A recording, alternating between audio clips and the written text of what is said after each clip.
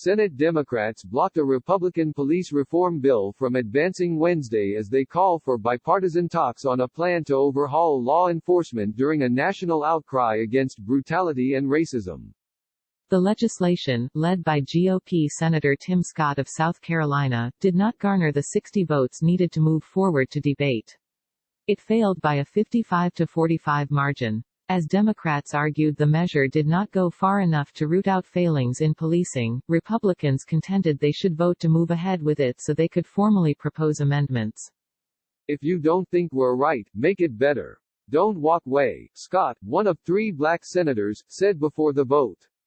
Vote for the motion to proceed so that we have an opportunity to deal with this very real threat to the America that is civil, that is balanced.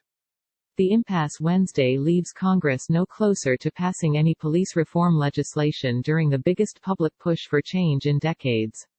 During weeks of protests after police killed George Floyd, a 46-year-old black man, in Minneapolis last month, certain cities and states have taken initial steps to reform departments. But the divided Congress, though limited in the change it can bring at the local level, has not yet passed a bill to respond to the crisis. Speaking earlier Wednesday, Senate Minority Leader Chuck Schumer said it is not realistic to try to fix the Republican bill's problems through amendments. He called for bipartisan talks to draft a police reform bill that would have to make its way through the Senate Judiciary Committee.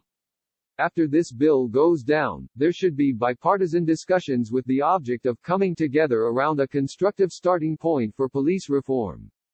And I have no doubt that we could come up with a bill that's ready for the floor in a few weeks, the New York Democrat said.